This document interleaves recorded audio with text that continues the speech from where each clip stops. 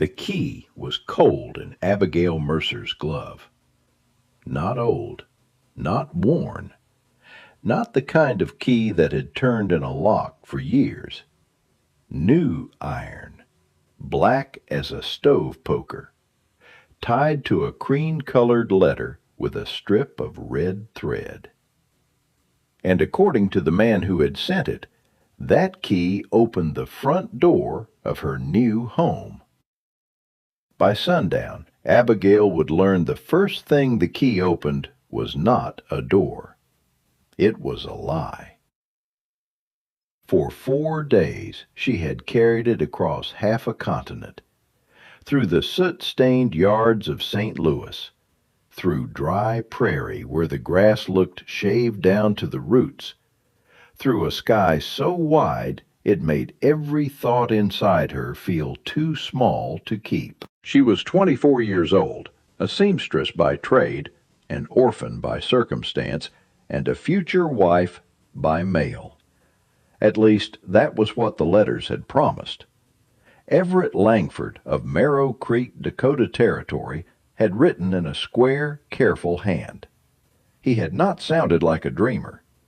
That had been the reason she trusted him. He wrote about fence posts, winter feed, a lame sorrel mare, the price of flour, the loneliness of supper eaten across from an empty chair. Then, in his 5th letter, he had written the sentence Abigail folded into herself like a prayer. I had a proper lock put on the front door, and I am sending the key ahead, so you will know the house is already yours. That line had done more than flatter her. It had given shape to every hungry part of her life. In Boston, she had lived in 2 rented rooms above a laundry where steam sweated through the walls. Doors had never belonged to her. Locks had never meant safety. Every landing smelled of soap, damp wool, and other people's trouble. But a front door in Dakota Territory, a door with her own key. That felt like Providence. So she sold her mother's walnut sewing table, paid for a westbound ticket, packed 1 trunk, and answered Everett Langford's last instruction exactly. Arrive on the afternoon train, June 19th. I will be waiting beside the freight scale. You will know me by my brown coat and black hat. June 19th came with hard white sunlight and dust lifting from the tracks. The conductor called the stop like it meant nothing at all. Marrow Creek. Abigail stepped down onto the platform. Her boots touched warped boards. Her trunk thumped behind her. She raised one hand to hold her hat against the wind and searched the station yard. A freight scale, a dry goods wagon, a stack of empty crates, a water barrel with its hoop split down one side. No brown coat, no black hat, no man looking for the woman who held his key. He was delayed. That was the sensible answer. A harness could break, a creek could flood, a horse could founder. Men who worked land did not live by train schedules. So Abigail sat on the bench, placed the key in her lap, and waited like a woman with dignity. The sun slid lower. The station agent swept the office, counted 2 sacks of mail, and watched her without asking anything. The freight scale threw a long, crooked shadow across the boards. The town was not a town so much as a row of necessary buildings pressed against the wind.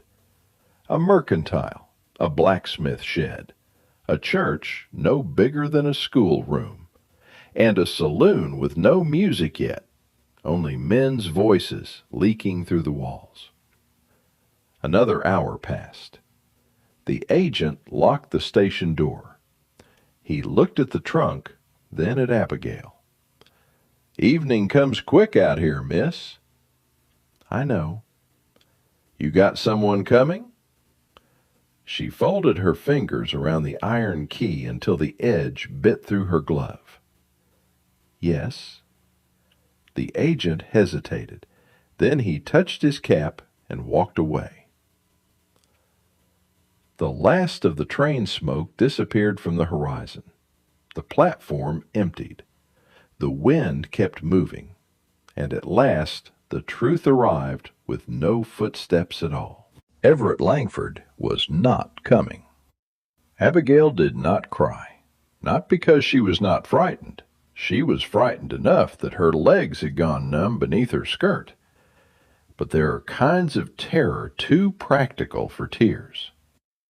She had $17 in her reticule, one trunk, no family west of the Mississippi, and a key to a door that might never have existed. She was still sitting there when the wagon came. It did not rattle in from town. It rolled out of the dusk from the north trail, slow and heavy, pulled by two broad-shouldered draft horses. Flour sacks were lashed in the bed, along with fence wire, a kerosene tin, and a broken plowshare. The driver drew the team to a stop. He was a large man, but not in the boastful way. Broad through the shoulders, sun-browned, quiet in the saddle of his own body.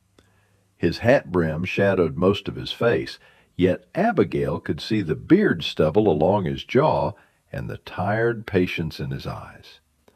He looked at the trunk, then at the locked station, then at her hands clenched around the key. "Ma'am," he said, voice low and rough with dust, "there won't be another train till morning." "I know." He did not ask who had failed her. That mercy made her throat tighten. "Boarding house is 2 streets over," he said. "Widow Rusk keeps it clean. Door bolts from the inside." The words were plain, not charming, not comforting in any polished way, but every one of them was useful. Abigail stood, though her legs trembled when they took her weight. "Thank you. I can manage my trunk." The man looked at the trunk, then at her. "No, ma'am." He climbed down, lifted the trunk as if it were a crate of kindling, and set it in the wagon bed. "I'm Caleb Rourke," he said. "I'll take you there." "I have money." "I didn't ask." That should have offended her. Instead, it steadied her. He helped her into the wagon without touching more than her gloved fingertips. Then he clicked his tongue to the horses, and they moved toward the little town. Marrow Creek smelled of dust, hot iron, wood smoke, and animals. Men outside the saloon turned to look. Abigail kept her chin level, though shame crawled up her neck like heat. Caleb did not look at them. He drove straight to a narrow 2-story house with green shutters and a porch lamp burning behind cloudy glass. A woman opened the door before he knocked. She was small, gray-haired, and sharp-eyed, with flour on one wrist and no softness wasted in her face. "Caleb Rourke," she said, "you are not due in town till Friday." Plans changed.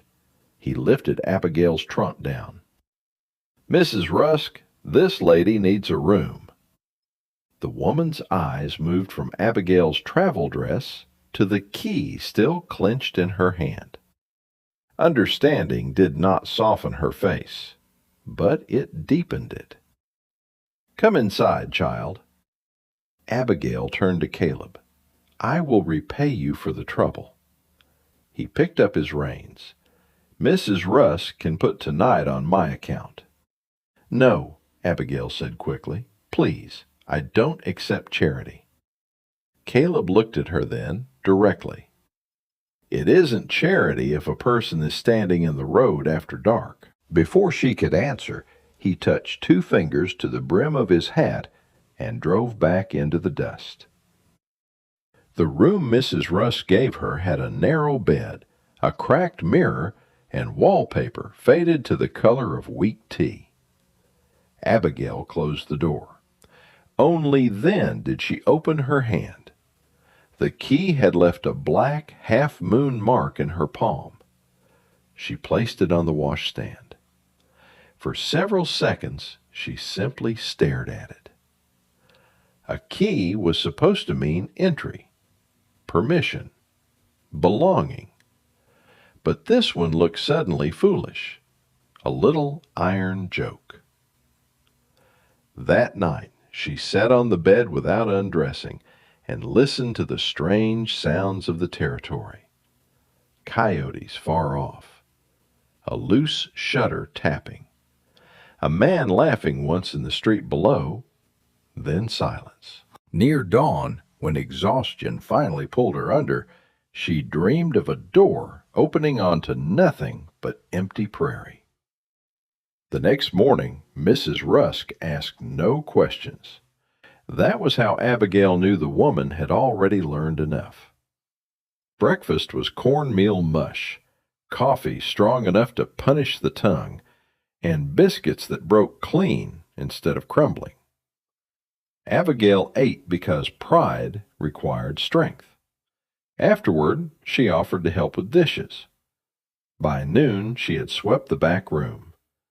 By evening, she had mended 2 pillowcases and balanced Mrs. Rusk's accounts, finding a flour charge entered twice and a laundry payment never recorded. Mrs. Rusk watched her add the columns. "You handle figures?" "I can keep a ledger. My father kept a tailoring shop before he died." "And you sew?" "Yes." "Cook?" "Plainly." Plain is better than fancy if a person is hungry. That was as close as Mrs. Rusk came to approval. A week passed. Abigail learned the town's rhythm by listening. The blacksmith began before sunrise. The saloon lied about when it closed. The church bell cracked on the second strike. The mail came twice a week, and Mrs. Rusk, who also served as postmistress, knew every sorrow by its handwriting. Caleb Rourke came to town once in that week. He stepped into the mercantile with fence wire over one shoulder and a feed bill folded in his hand. Abigail saw him from the boarding house window. He did not glance up. That should have made him seem cold. Instead, it made his kindness feel cleaner. He had not helped her to purchase gratitude. On the 7th morning, Mrs. Rusk appeared in the doorway of the kitchen. "Mr. Rourke is asking if you can spare half an hour." Abigail dried her hands. "Why?" Mrs. Rusk looked toward the front room. "Because his ranch books are a disgrace to Christian civilization." Caleb stood by the parlor stove, hat in hand, looking profoundly uncomfortable. "Miss Mercer," he said, "I'll be direct." "I would prefer that."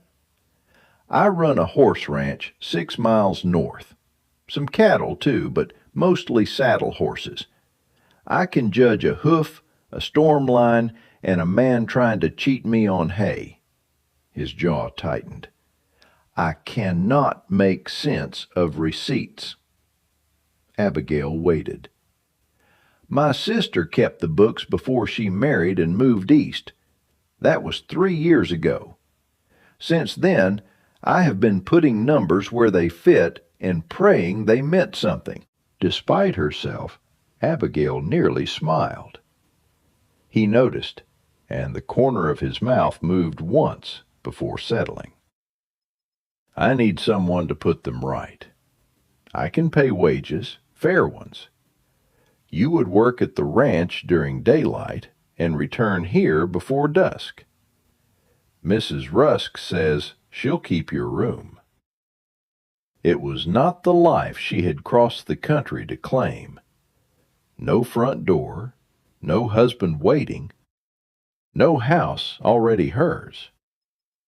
But it was work, and work was a bridge a person could trust. "I will come tomorrow," Abigail said. Caleb nodded once, as if that settled the matter. The Rourke place sat in a shallow valley where cottonwoods bent over a narrow creek and grass ran silver green under the wind. The house was made of squared logs, weathered gray, with a stone chimney and a porch worn smooth down the middle. It was sturdy and unsentimental, built by people who expected winter to have opinions. Inside, everything was clean, but nothing was tended. A skillet hung from a nail. A Bible sat closed on a shelf. A blue work shirt had been left across the back of a chair, as if the house had forgotten what hands were for when Caleb stepped outside. He led Abigail to a side room off the kitchen. It held a desk, 3 account books, 2 cigar boxes stuffed with receipts, a cracked ink bottle, and an alarming pile of folded papers weighted down by a horseshoe. "I warned you," he said. "Yes," Abigail replied. "You were honest." "I'm told that helps." "It does, Mr. Rourke." "Caleb is fine, if you're going to be cursing my bookkeeping." She looked at the ledgers. "I expect I will." For the first time, he smiled. Not much, but enough that the room felt less cold. The books were worse than promised. Feed charges hidden between farrier notes. Breeding fees written on the back of seed catalogs. 2 months of income missing entirely because Caleb had recorded payments on a calendar and then used the calendar to start a fire. Abigail worked with fierce concentration. Numbers had rules. Paper could be ordered. A column either balanced or it did not. After the humiliation of being fooled by pretty letters, the honesty of arithmetic felt almost holy. Caleb was away most of the day. She heard him outside before she saw him. The thud of hooves in the yard, the clank of a bucket, the low murmur of his voice calming a nervous mare. He never interrupted unless he had to. On her third morning, Abigail found a tin cup of coffee on the desk. Hot. Black. No note. Caleb was already outside, leading a chestnut gelding through a gate. She stood over the cup for a long time. The letters from Everett had been full of promises.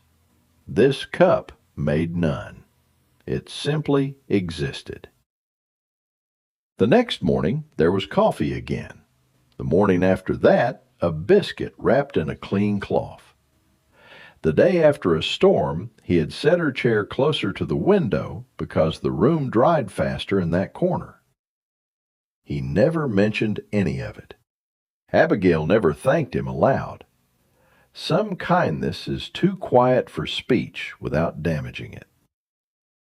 By late July, she had brought order to 1 ledger. By August, 2. She found that Caleb had overpaid a grain supplier by $9 and undercharged a cavalry remount buyer by nearly $30. She rewrote his account system on clean pages and pinned due dates to the wall beside the desk. Caleb looked at the neat rows as if she had built a barn from paper. "How did you make it all stand still?" he asked. "I made each number answer for itself."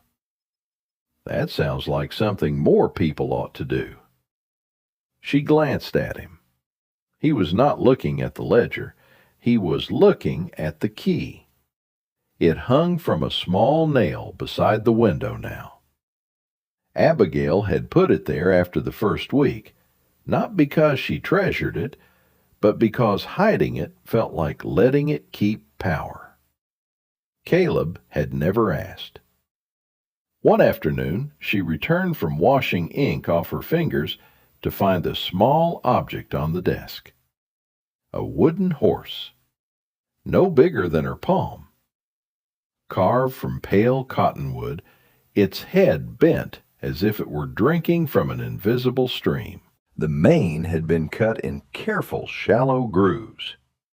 One front leg was slightly lifted, caught in motion. Abigail picked it up gently. Caleb was in the doorway with a coil of rope in one hand. "Scrap wood," he said. "It doesn't look like scrap." "My knife was bored." "Your knife has talent." Color rose above his collar. He left before she could see him smile. She kept the horse beside the ink bottle. When shame returned, as it sometimes did without warning, she touched its smooth back and reminded herself that not everything placed in her hand was meant to deceive her. By the first week of September, the books were finished. 3 years of confusion stood in clear black columns. Debts, credits, horses sold, feed bought, wages owed, winter reserve. Abigail carried the final ledger to the porch at sundown. Caleb was sitting on the steps, mending a bridle by the last light.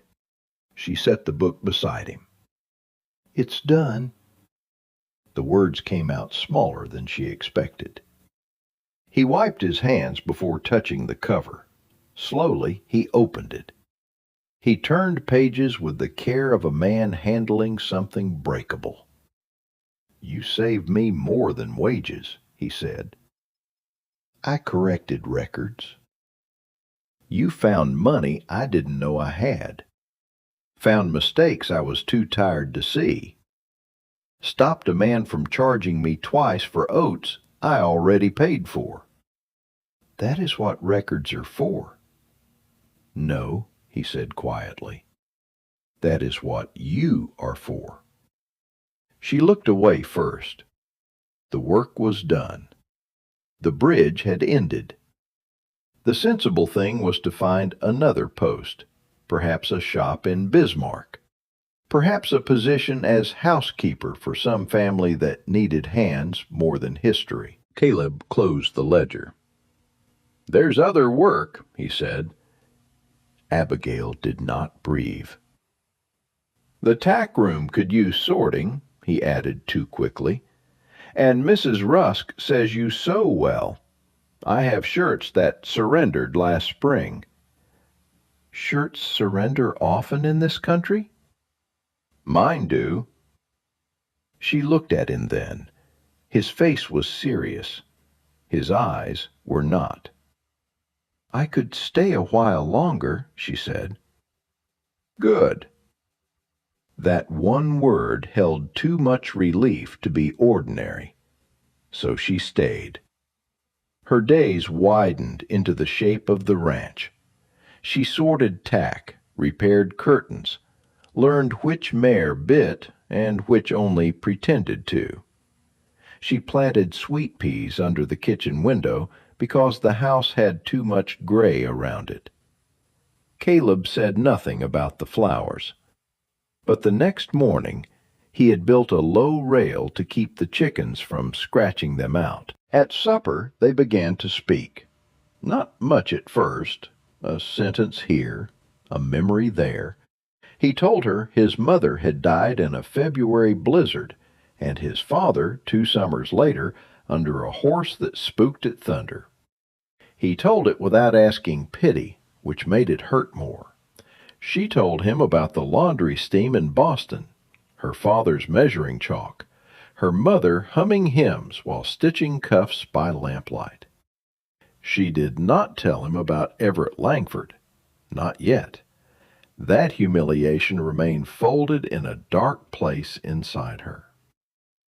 But secrets do not disappear because a person keeps house around them. They wait. And in Marrow Creek, secrets traveled by mail. The letter arrived on a Tuesday with a stagecoach. Mrs. Rusk was sorting envelopes in the front parlor when Abigail came in for thread and lamp oil. "Langford," the older woman muttered, turning one envelope over. "Haven't seen that hand in a year." Abigail went still.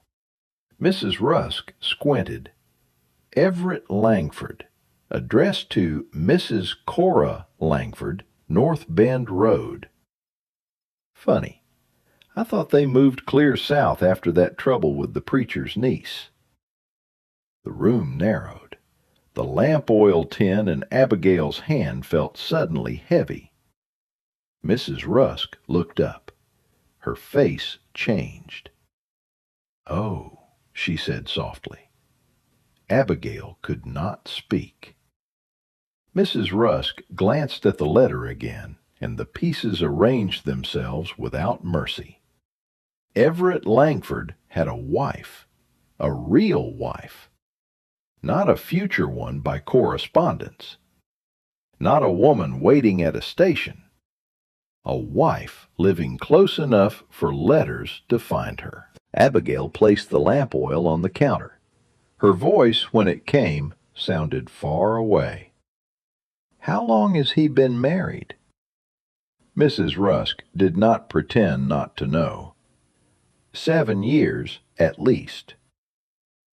7 years. 6 months of letters, 1 key, 4 days by train, and a platform where no one came. It was not a misunderstanding. It was not cold feet. It was cruelty with postage. Abigail walked back to the ranch because she did not trust herself in a wagon. Dust lifted around her hem. Grasshoppers snapped from the road. The sky burned blue and indifferent above her. By the time she reached the corral, anger had steadied into something hard enough to carry. Caleb was resetting a gate hinge. He saw her face and set the hammer down at once. Who died? No one. That was almost the worst of it. No one had died. Nothing official had happened. There would be no grave, no paper, no public reason for the grief. Only the private knowledge that a man had baited her hope like a hook. She told Caleb everything. The advertisement she had placed, the letters, the key, the promise of the front door, the train, the empty platform, and the wife. She did not cry as she spoke. She laid each fact down cleanly, like evidence. When she finished, Caleb did not move. His jaw worked once, then again. He looked toward the road as if Everett Langford might appear there and discover the cost of being found. "There's a sheriff in Winton," Caleb said. His voice was low and flat. "Mail fraud is not a small thing. If he used the post to lure you out here, he can answer for it." "I know. I can ride with you." "I know." "You would not have to face him alone." That almost broke her. Not the offer of justice, the word alone. Abigail looked past him to the house, the flowers under the window, the rail he had built without asking praise, the porch step worn by years of ordinary use. What would happen, she asked. They would read the letters. Men would laugh behind their hands. Women would pity me to my face. My name would become a story told over coffee until it wore out. Not if I was standing there. You cannot stand in every room. Caleb's eyes darkened. No. I do not forgive him, she said. Do not mistake me. I hope every meal he eats tastes of ash. But I am done letting his letters decide the shape of my life. She removed the key from her reticule. She had taken it from the nail that morning, meaning to put it away for good. Now she held it out. Would you have a use for scrap iron? Caleb stared at the key. Then he took it. His fingers closed around it carefully, not because the thing mattered, but because she did. That evening he went to the blacksmith. He returned after dark with his coat smelling of forge smoke. Abigail was on the porch, a shawl over her shoulders. Caleb opened his palm. The key was gone. In its place lay a small iron hook, plain and practical, still dark from the fire. "For the kitchen," he said, "to hang the kettle." Abigail stared at it. A laugh rose in her throat, caught on grief, and came out as something almost like a sob. Caleb looked alarmed. "I can have it made into something else."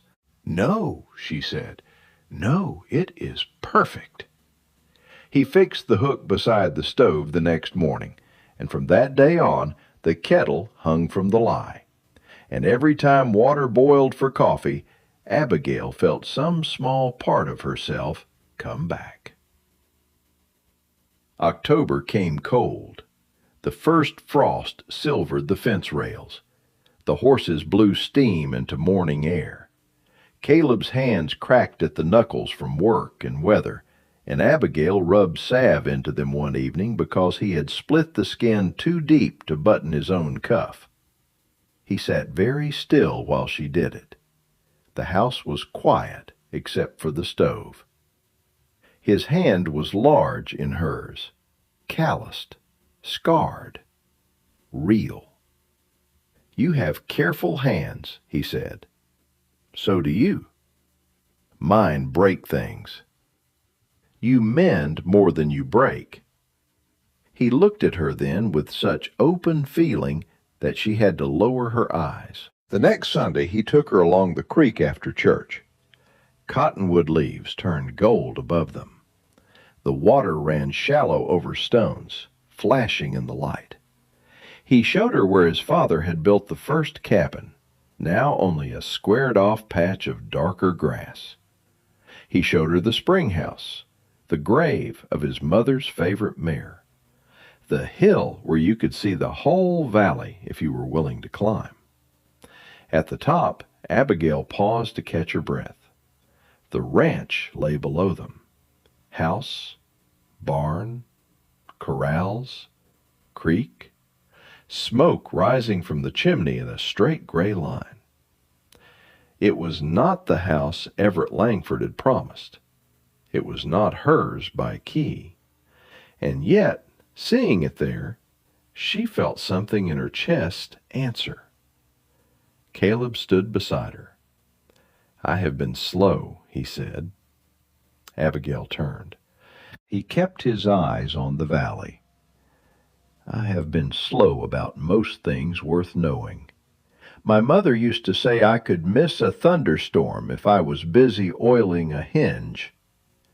That seems possible." His mouth moved, but he did not smile fully.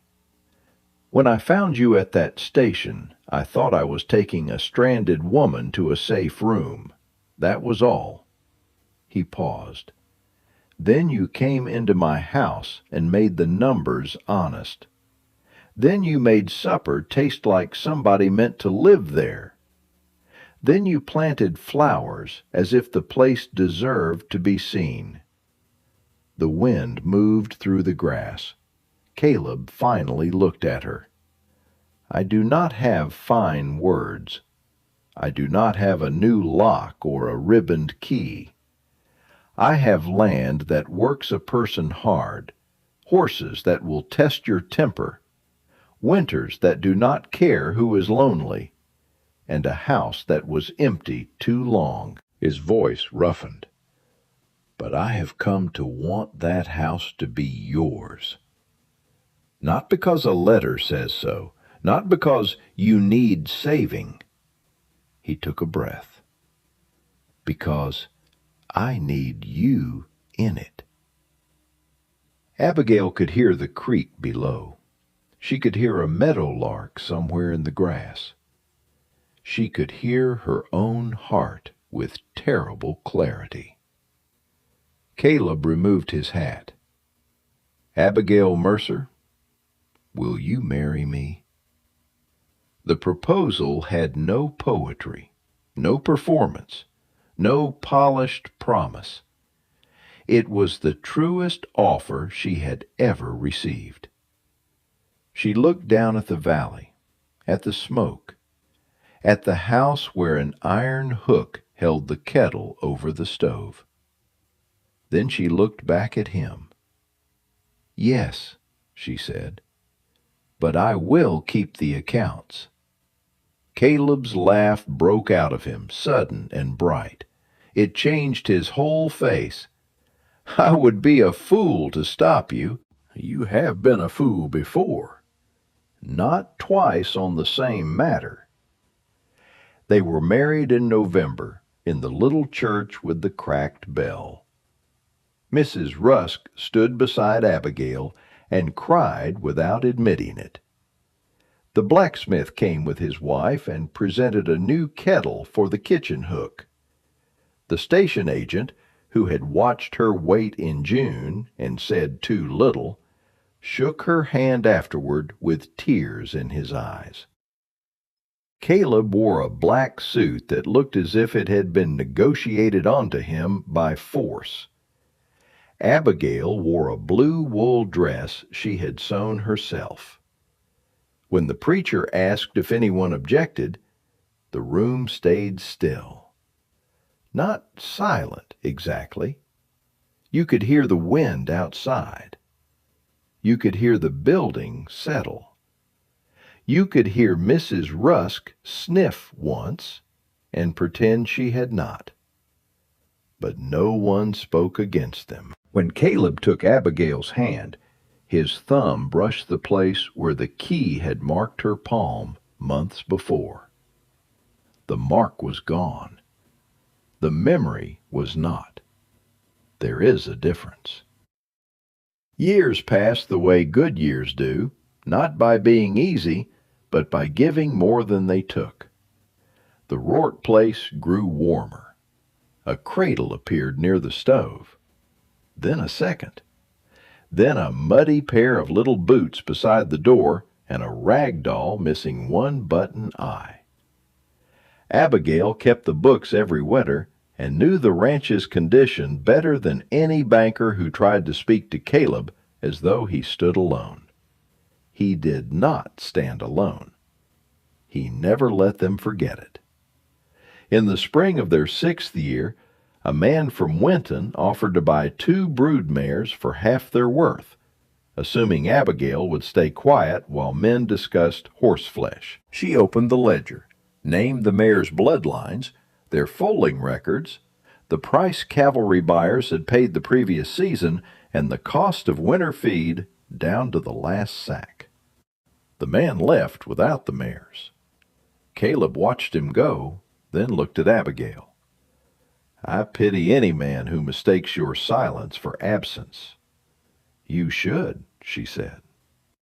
That evening their oldest boy chased a chicken across the yard with all the strategic wisdom of a falling bucket. Their little girl sat on the porch step, trying to tie a ribbon around the wooden horse Caleb had carved years before. Abigail stood at the stove, steam rising from the kettle on its plain iron hook. The hook had blackened with use. No one who entered the kitchen knew what it had been. That pleased her. Not every scar needed explaining. Caleb came in smelling of hay and cold air. He stood behind her for a moment, not touching, simply sharing the warmth. "Coffee?" she asked. "If there is any mercy in this house." "There is often discipline. Mercy varies." He laughed softly and reached around her to take 2 cups from the shelf. Morning light fell through the kitchen window, not because anyone had promised it in a letter, not because a liar had described it, but because Caleb had cut the sill wider the year after they married, saying the room needed more sun. Abigail watched the light move across the table, across the ledger, across the carved horse, across the small flower marks left by her daughter's hands. Once she had believed home was a door someone else had to open for her. Then a stranger handed her a room. Then work gave her a place at a desk. Then kindness arrived as coffee she had not asked for. Then love became an iron hook beside the stove, holding ordinary things steady day after day. Caleb touched her shoulder. "You all right?" Abigail nodded. "I was thinking about the key." His expression changed in the careful way it always did when that old hurt came near. "Do you want me to take the hook down?" "No." She looked at the kettle, at the steam, at the proof of years. "I want it exactly where it is." Outside, their son shouted in triumph, and the chicken answered with outrage. Their daughter began singing nonsense to the wooden horse. The house was loud, imperfect, and alive. Abigail poured coffee into 2 cups and handed one to her husband. The false key had not opened a door. It had been melted down by honest fire, and what remained held the life she had built with a man who never needed paper promises to prove his word.